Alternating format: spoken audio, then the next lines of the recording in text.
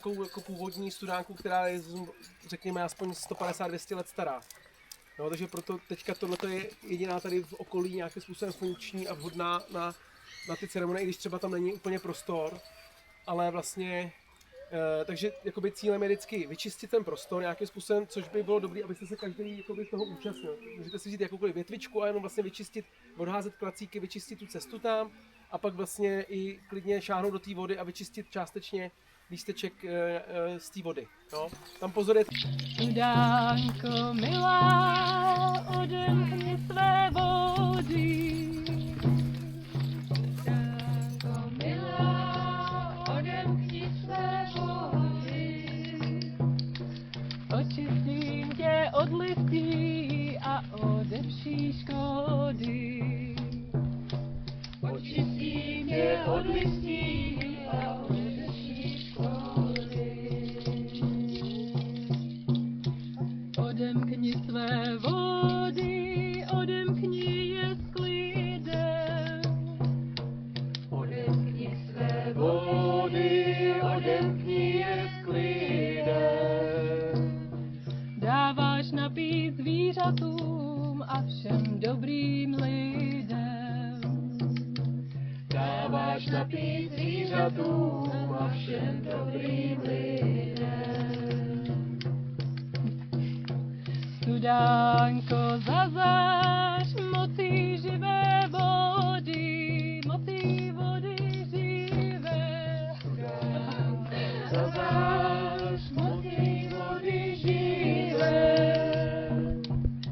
Já bych jenom možná k tomu řekla, že vlastně obřady s vodou dělaly ženy a hlavně dívky mladé. Takže to vlastně je ženský element a takový hodně jemný element a vlastně ono, jak se to zrcadlí v té přírodě, tak teď je ta síla jara té mladosti, takže vlastně i podle toho ty obřady, které se dělaly v tom období, většinou připravovaly nebo jako dělali je, prováděli je ty mladí, třeba jako pod dozorem starších, ale vlastně tu sílu šlo tam o to jako to stejné se stejným, abych to takhle řekla. Jo, a dáváš to tam jakoby, aby se očistila, aby se navibrovala hezkým do té vody.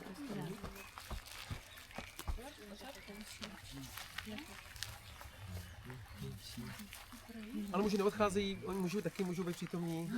Muži drží prostor. Ano, ano. Muži energeticky drží prostor. To tam nejde, že? Potom dáme ty vody, až se tam naházejí ty příšťány.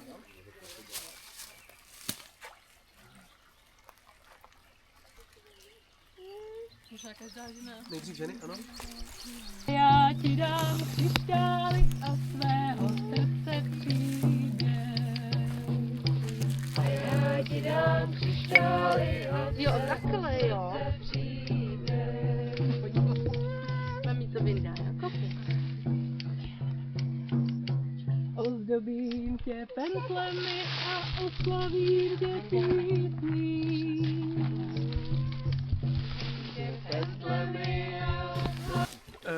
To jsou vody z Glastonbury a z Avalonu.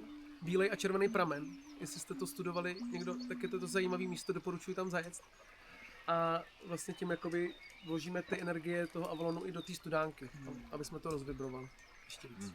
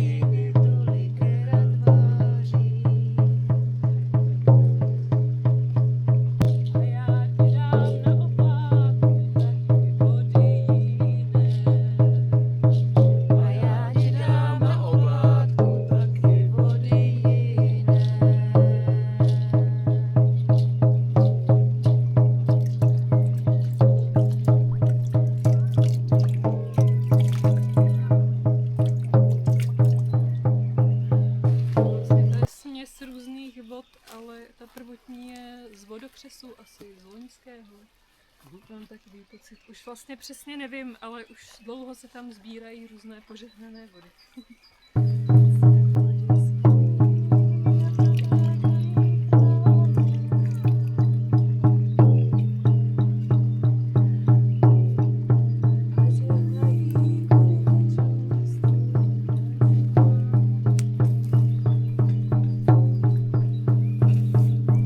Chvála vodě, chvála studánce, chvála vodě v krajině, ať živí naši zem a naše těla a naše duše.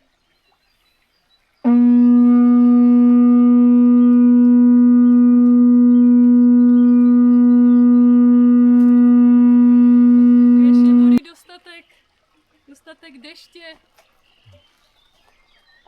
pro naši krajinu, pro stromy, pro zvířata a pro lidi dobrého srdéčka.